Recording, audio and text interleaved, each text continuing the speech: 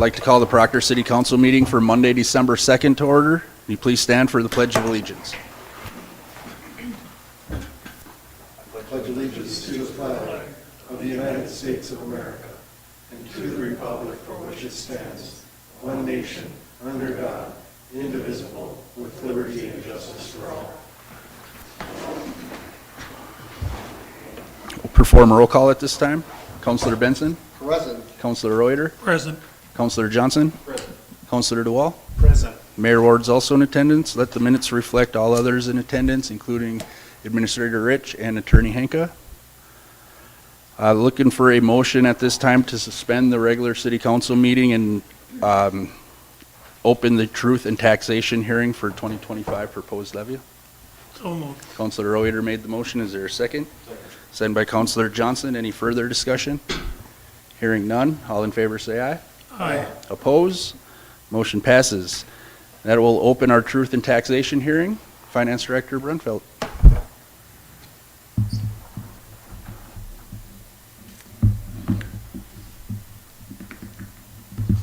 Extra stuff here.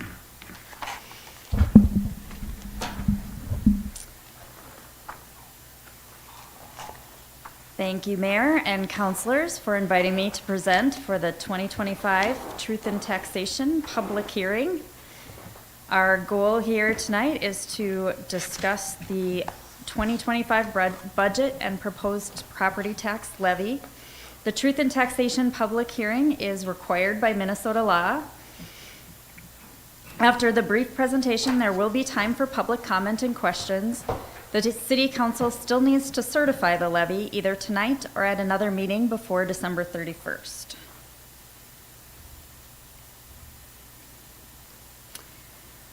The planned increase to the tax levy is 5.5% over last year. This is a 1.5% less than what was proposed back in September.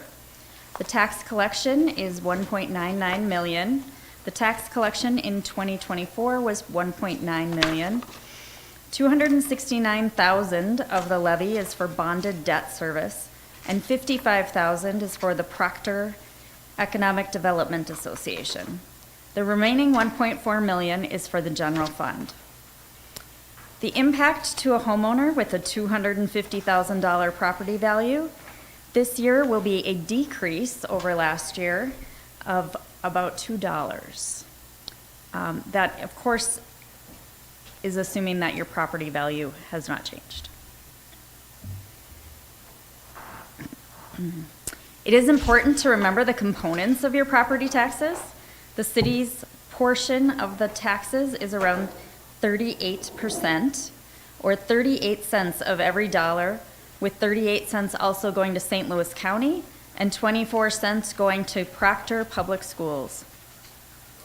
The other thing that can impact the change in your property taxes is the change in the value of your home.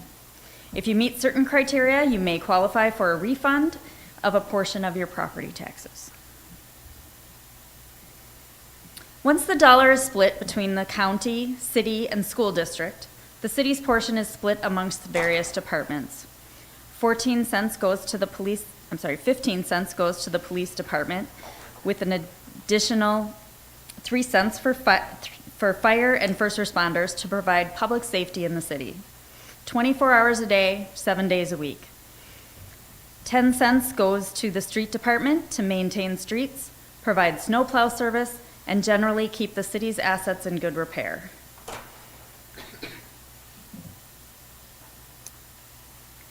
$0.06 goes towards administration, including the cost to maintain City Hall. 3 cents for other internal services like building and planning, finance and legal. The remaining penny is for economic development. Here's another way to look at the same information. If you had a home valued at $250,000, the monthly property tax paid to the city for the city's portion is $118. Compare that to other bills you may pay monthly, like utilities, internet, or phone services. For just $118 a month, you get the benefits of police, fire, first responder services, street maintenance, snow plowing, parks and trail maintenance, and economic development activities. Of course, with more economic activity, there is potential to increase the tax base and reduce the property tax burden on our residents. Total expenditures for 2025 at $3.3 million are similar to 2024 at 3.1, with general increases in each category for inflation. The street department has been in the process of replacing aging equipment. They had a new plow truck in 2024, and a new loader is on order for 2025. This is a graphical representation of the expenses over a 5-year period. The yellow, green, and gray bars represent actual expenditures from 21 through 23, and the blue and orange represent budgeted expenditures for 24 and 25.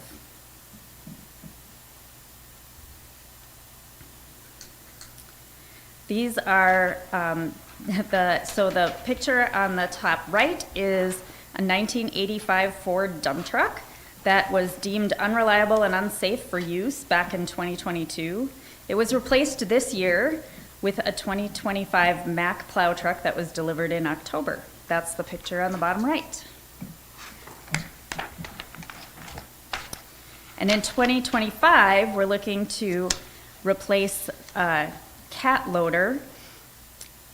That one is the one up on the left. And then in 2026, we hope to replace the grader, which is the vehicle on the bottom right.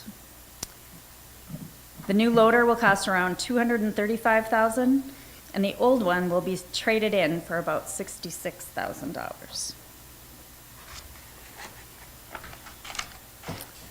This slide represents the projected revenues for the general fund. In this representation, the property tax figures do not include property tax collected for debt service. The notable increase in revenue is an increase in interest earnings on general fund reserves and reimbursement for disabled officers' health insurance from the state. The graphical representation of the general fund revenues over a 5-year period. Yellow, green, and gray bars represent actual revenues from 2021 through 2023. The blue and orange represent budgeted revenues for 2024 and 2025. You can see the increase in LGA for 2024, and that continues again into 2025. Miscellaneous revenues are higher in the next year due to increased earnings, interest earnings on reserve funds.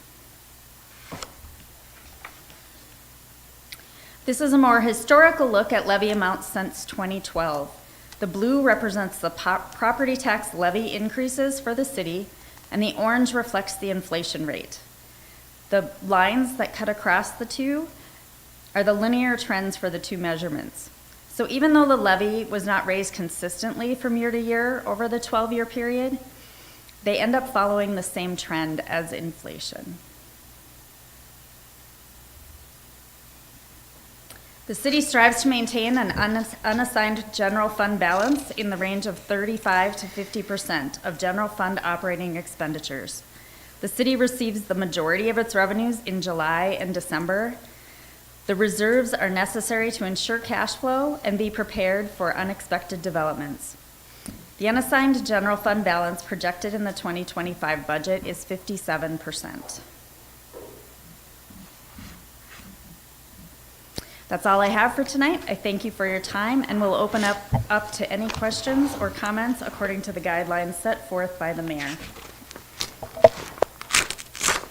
Thank you. Nice presentation. Does council or anyone in attendance have any questions regarding the truth and taxation hearing? Councilor Benson? When you're looking at the general fund reserves, is there any thought, or should we be considering altering that fund balance range? You mean the goal range? Right. I don't think so. It's really a pretty good indication of a healthy city to be at 35 to 50%. I think that the reason that we're edging up a little bit higher than that is that we are planning on some additional capital purchases in the next couple of years. Thank you. Thank you, Counselor. Any other questions? Hearing none, we will entertain a motion to close the truth and taxation hearing and resume our regular city council meeting. I'll make that motion if there's a second. Second. Second by Counselor DeWall. Any further discussion? Hearing none, all in favor say aye. Aye. Oppose? Motion passes. Looking for a motion to approve the city council meeting minutes from Monday, November 18th, 2024. So moved. Counselor Reuter made the motion, seconded by Counselor Johnson. Any further discussion? Hearing none, all in favor say aye. Aye. Oppose? Motion passes. Again, Leslie, thank you. I moved on quick there, but thank you for that presentation.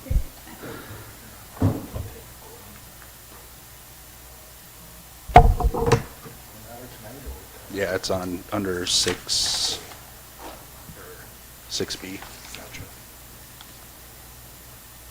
All right, looking for a motion to approve tonight's agenda. Before that motion is made, I'd like to add 7A, closed session for Minnesota State Statute 13D05 Subdivision 3, potential sale of parcel 1850240000535. And with that addition, we'll entertain a motion to approve tonight's agenda. I'll make that motion. Is there a second? Second. Second by Counselor Reuter. Any further discussion? Hearing none. All in favor say aye. Aye. Oppose? Motion passes. Bring us to comments and suggestions by citizens present or watching from home. Public comment and suggestion period of the meeting is when the city council offers everyone in attendance or watching from home time to address the city council. Once we move on from public comment and suggestion period of the meeting, members of the public will no longer be allowed to address the council unless the mayor acknowledges you. As a general rule, the council will listen to all comments, but are not required to comment on or respond to any comments made by speakers. If you'd like to address the city council during the public comment and suggestion period of the meeting, please come forward to the podium or dial 218-628-6268. Before you begin, please state your name and address for the meeting minutes. Comments will be limited to 3 minutes. Anyone addressing the city council will be prohibited from using obscene, profane, or threatening language or boisterous conduct that disrupts the meeting or the security of the public. Is there anyone at this time that's interested in participating in the public comment and suggestion period of the meeting? Please come forward now or dial 218-628-6268. We'll give that about a minute.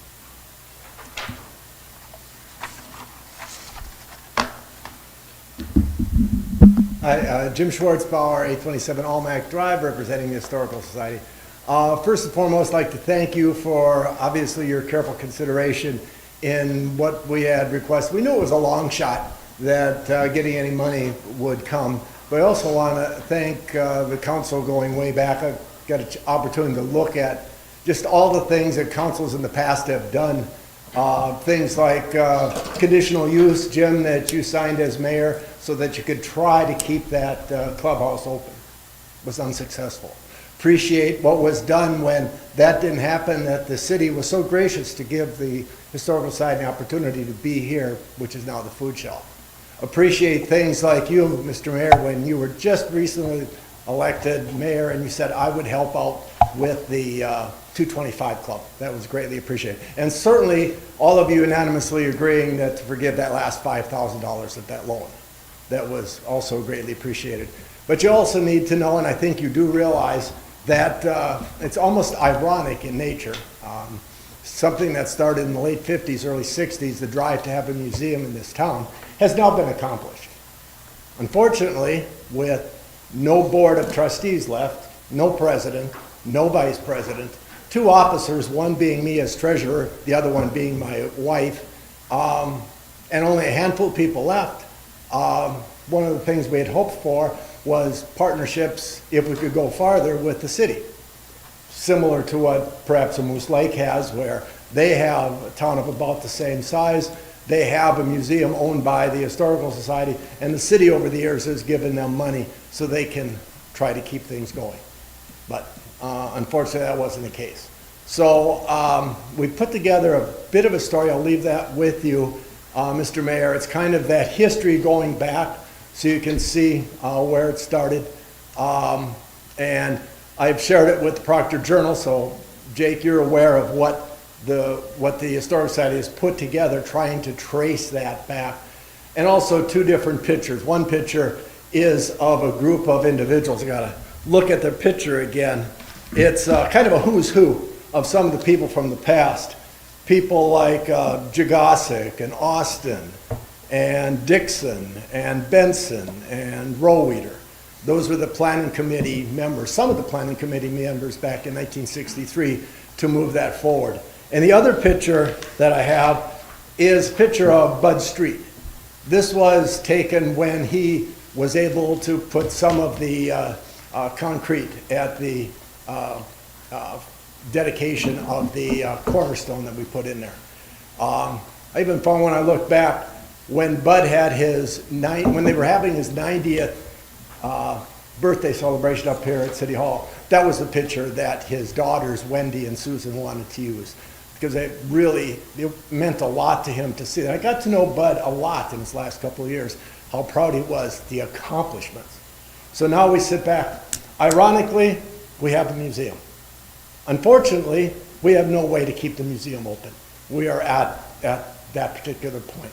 So the story is done from the historical standpoint. We did what we could to get us to that point. The people gave upwards of $200,000 to $250,000 locally, plus the grants that we got, the biggest one from CN for $25,000, the Minnesota Historical Society, $90,000 for the elevator to become handicap compliant, and all the volunteer hours. So now we kind of turn to the Journal to finish the story, as it turns out.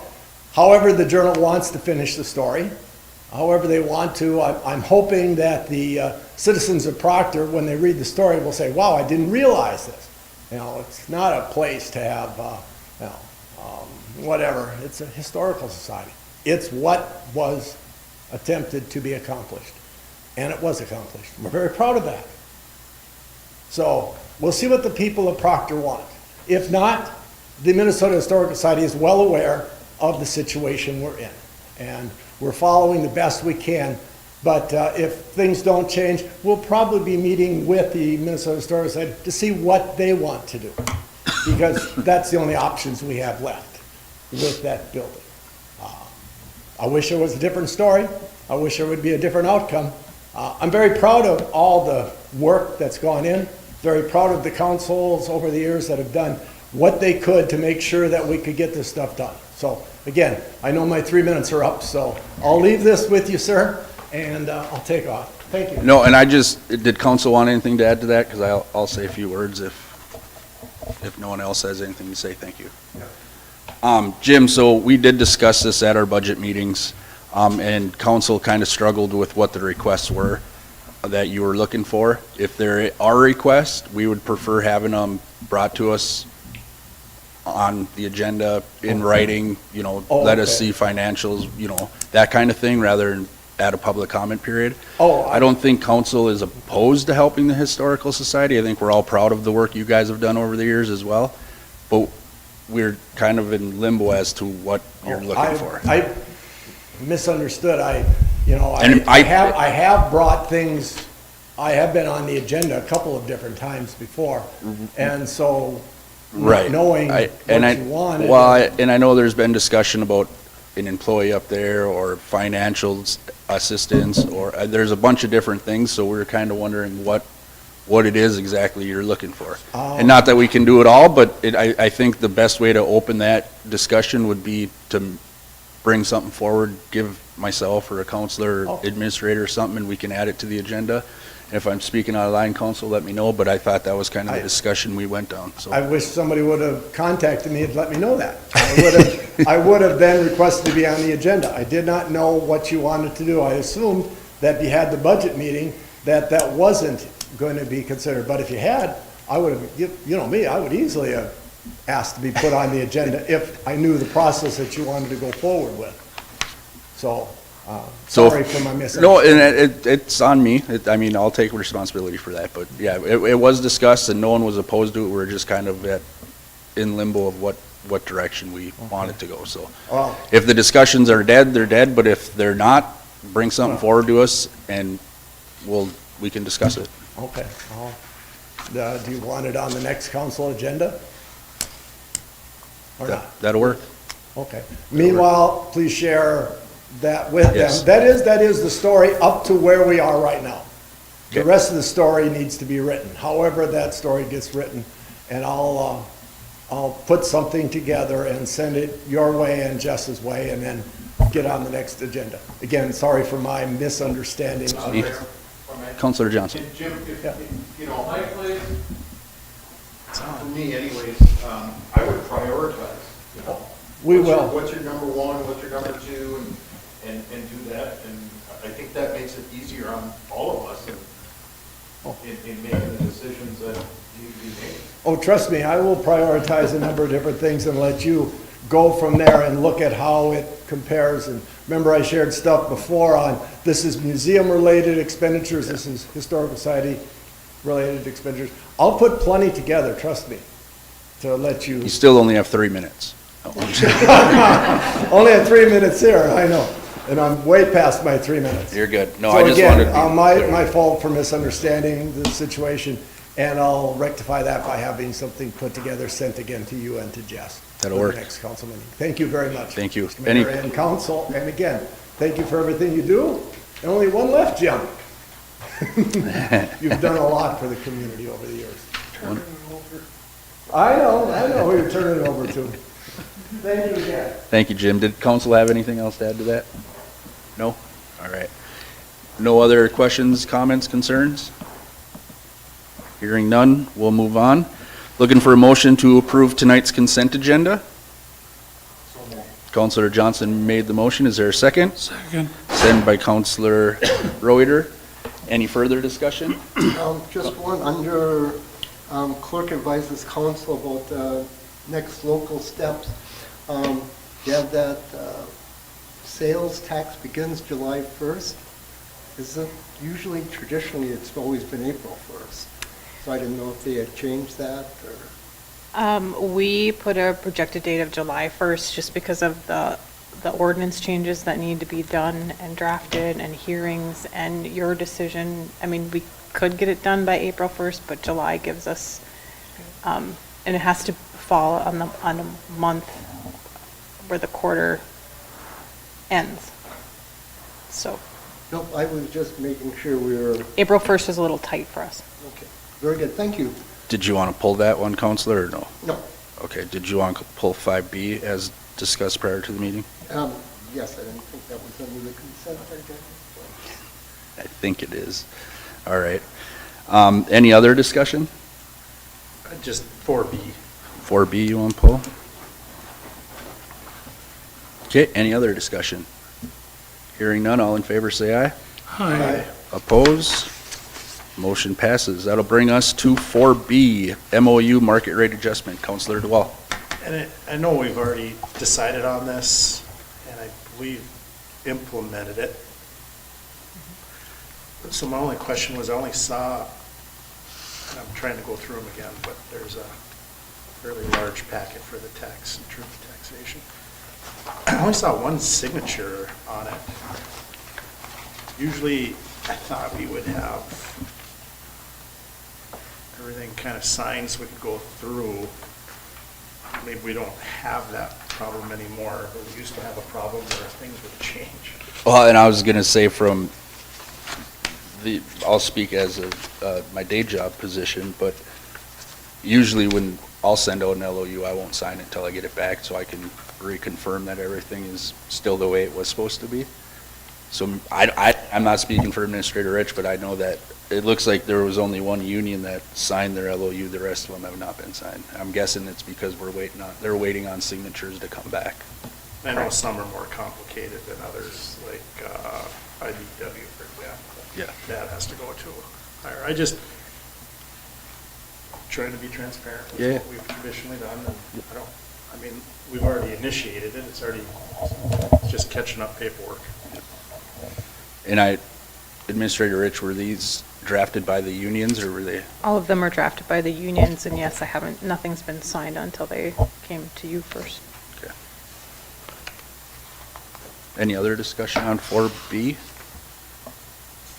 Hearing none, looking for a motion to approve the MOU market rate adjustment memorandum of agreements with the different unions.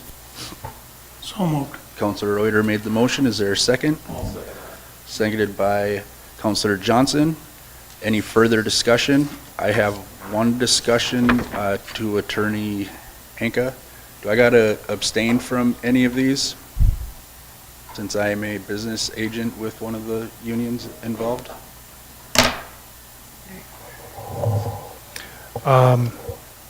Mayor, I would say probably.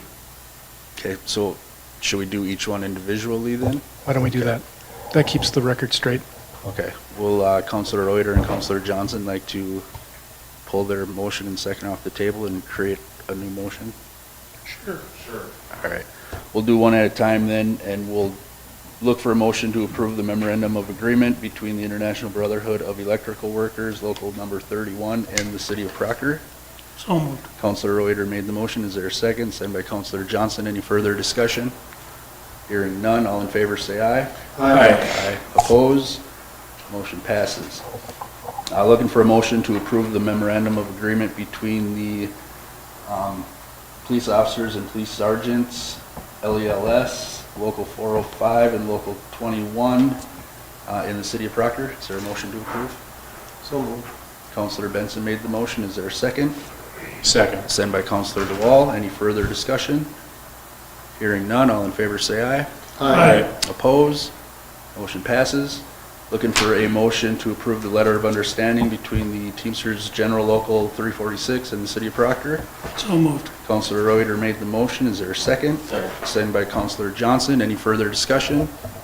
Hearing none, all in favor say aye. Aye. Oppose? Mayor Ward will abstain from that one. Motion passes. Looking for a motion to approve the MOU, or the letter of understanding between the City of Proctor and UFCW 1189. I'll make that motion. Is there a second? Second. Second by Counselor Benson. Any further discussion? Hearing none, all in favor say aye. Aye. Oppose? Motion passes. Thank you. Brings us to 5B, legislative agenda, officer recruitment, training reimbursement, and also that was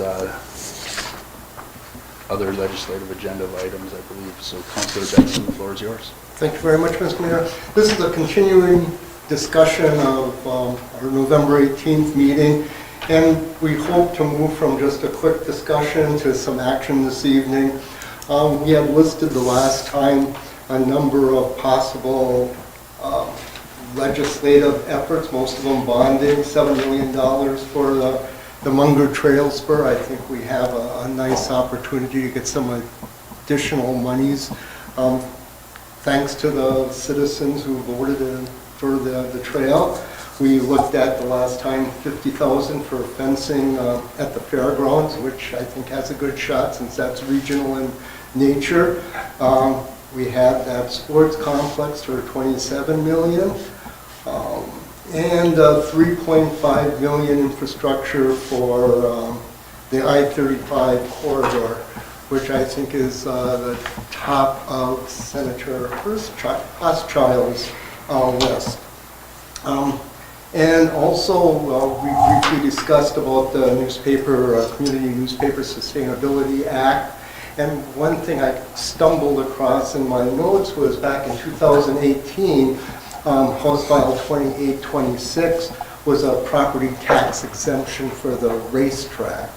That pretty much failed, I think, because City Council really didn't know it. I don't think there was a resolution. Representative Murphy didn't appear at the hearing. So I didn't know if that was something we wanted to continue to look at. And tentatively, I had a quick little email discussion with our senator, trying to set up either a meeting with the council, perhaps for December 16th, and before the House and Senate meets, or perhaps just a counselor or an elected official or two and the city administrator, just to kind of get things moving and see what's could advance and what perhaps might not make that final list. So with that, we had 6 proposals. I don't know if anyone else gave it any thought, but I certainly would move that we advance with those 6 proposals. And if we add anything along the way between now and the end of the session, we could certainly make an attempt at it. Most of these are bonding. This is not a bonding year, but we've been successful with bonding on bonding years, less competition. Council have any discussion on any of that? With the infrastructure, I think I asked last time, we have that already in place, correct, as far as our bonding request? We have it in place on a federal level. On just federal level, okay. But all that paperwork just needs to be updated, Yeah. I would imagine. New engineer estimates. And is that something Administrator Rich, I believe we're still interested in going after, correct? So I would agree with that. The Munger Trail, I think, would be a good one due to the sales tax we just got approved from the residents.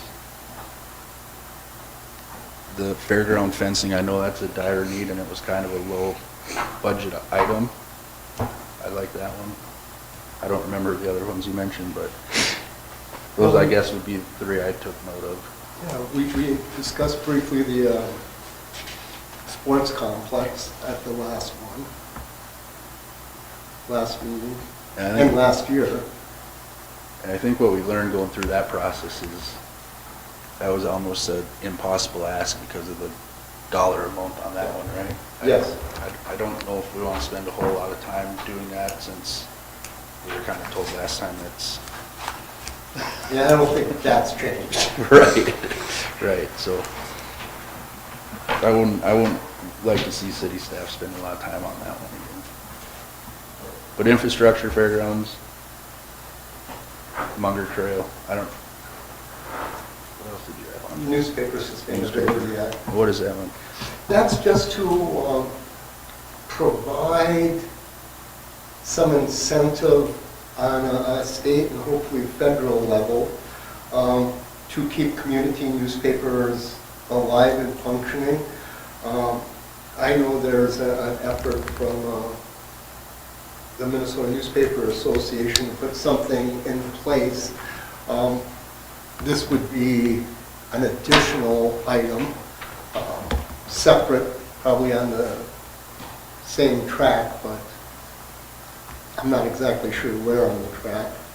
But it would probably provide subscribers and advertisers with some tax incentives to keep their newspapers going.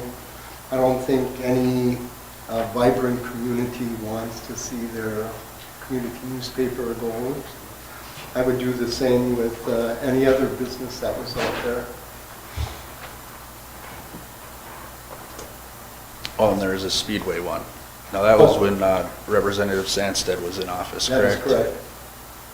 And I don't really remember exactly where that one fell.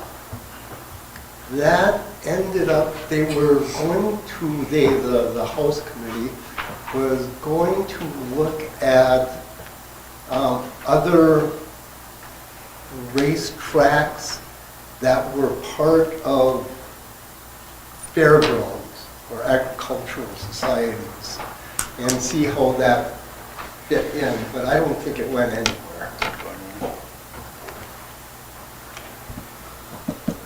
And they were looking at, the tax implications for both state and local. I think we ought to limit it to a few things. And like Munger Trail, I know we want to do that, but that's kind of a pretty big, I think My feeling is, instead of spending all the time working on that right now, we'll spend the next year getting our sales tax going and looking at where we might want to start and get us something for the bonding year, rather than spending a lot of time on it right now. Makes sense. But I do like the infrastructure on 35 and the fairgrounds work. The fencing. Yep. And the newspapers. I think we ought to limit it, try to limit it to a few things, you know. I agree. I like a shorter list. What did we go in last year with? Was it 4? That was, We had hearings on 4 on the Senate side and 1 on the House side. yep. Were we gonna do something about police department and the fact that we train all these officers and they leave and things? Weren't we looking at trying to get something in there to get some reimbursement for that, or? That could probably have a pretty good chance of surviving, passing. That has implications across the state for every community, especially smaller communities. I know we did discuss that. Yeah. And with the help of the department heads, we could probably come up with some basic language that the reviser down on the state level could put together. I'm working with the League of Minnesota Cities and probably the Post Board. And I'm just wondering if we set up that meeting with Senator Hochschild, if we bring these ideas to him and ask him, you know, what's your opinion on these asks? And maybe he could weed some of them out for us. That was my thought, that he knows best. Or even Representative Zeleznikar, you know, if you want to meet with her and see where both of them feel we're best suited. Even though she did vote against that. But yeah, I think, you know, police services, recruitment, retention continues to be a hot topic. Well, why don't we set up a meeting with the senator and bring your 6 and the one Councilor Reuter just mentioned regarding the police officer reimbursement plan, and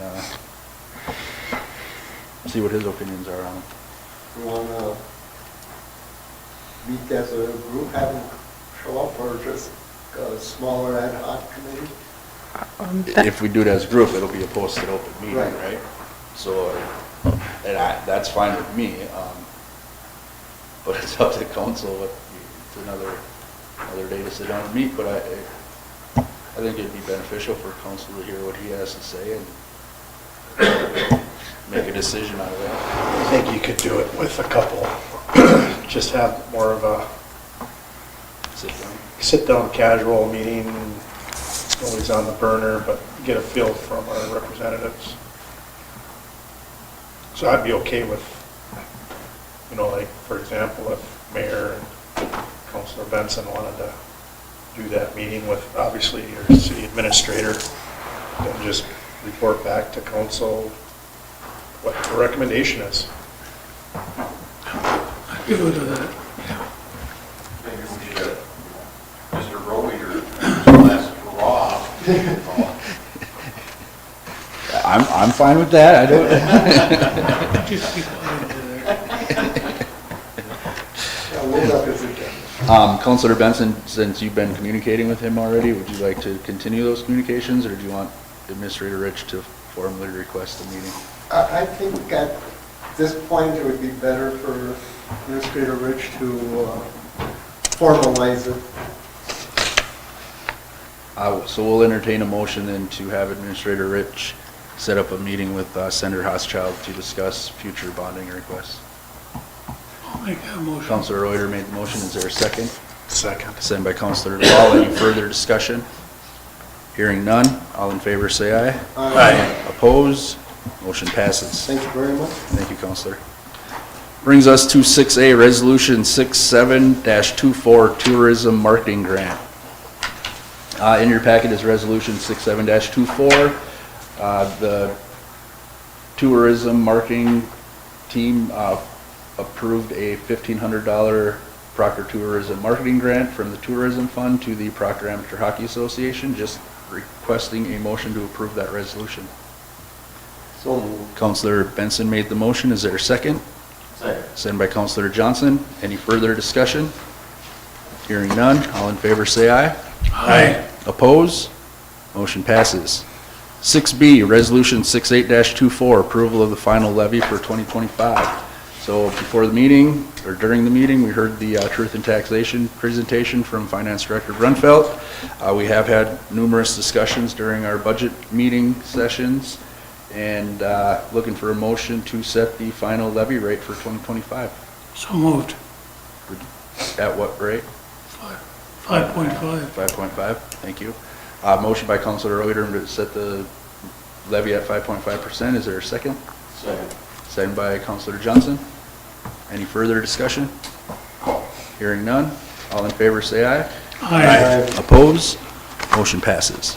6C, Resolution 69-24, Johnson Control Service Contract Renewal. So last meeting, this was in our packet. It came back with some different numbers. Looking for a motion to approve the contract with Johnson Controls for 5 years, Resolution 69-24. I'll make that motion with one correction to the resolution. I'll second it. Second by Councilor DeWall. Any further discussion? I did talk to Administrator Rich earlier today, but under the now therefore be resolved, it reflects a 3-year contract, which if we change that, just change that to 5-year. Any other discussion? Hearing none, all in favor say aye. Aye. Opposed? Motion passes. Brings us to 6D, Resolution 70-24, accepting liability coverage from the LMCIT. Is there a motion to approve Resolution 70-24 to not waive the monetary limits on municipal tort liability? I'll make that motion. Is there a second? Hearing no second. Second by Councilor Johnson. Any further discussion? Hearing none. All in favor say aye. Aye. Oppose? Motion passes. Brings us to 6E, Proctor Public Utilities Commissioner Resignation. In your packet is a letter to Chair Bingaman from Commissioner Peterson, and Commissioner Peterson is resigning his responsibilities from the PUC effective immediately? December 31st, thank you. I was trying to find it. Is there a motion to accept the resignation letter? So moved. Second. Councilor Reuter made the motion. Is there a second? Second by Councilor Benson. Any further discussion? Hearing none. All in favor say aye. Aye. Oppose? Motion passes.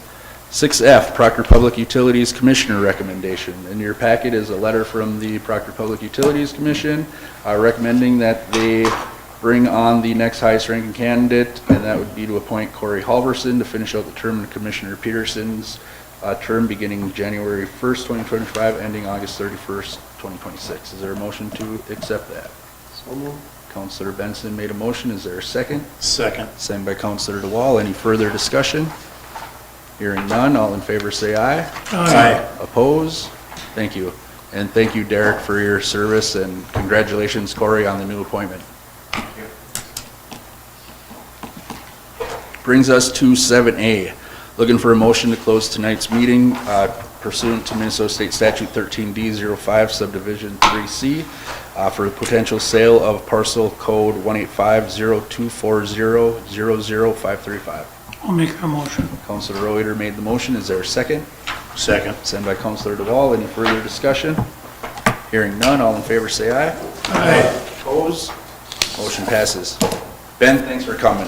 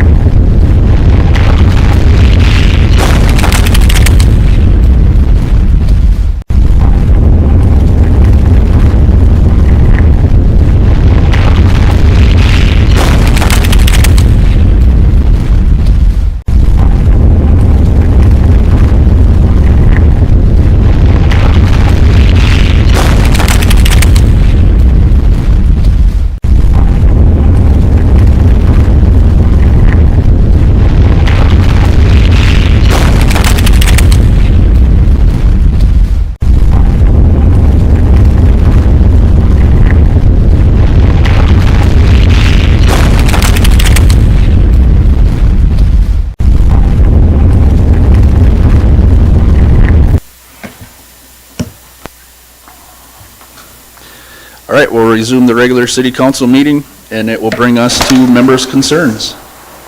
Councilor Reuter. Thank you. Councilor DeWall. Nothing. Thank you. Councilor Johnson. I have nothing. Thank you. Councilor Benson. Nice to see the holiday lights up.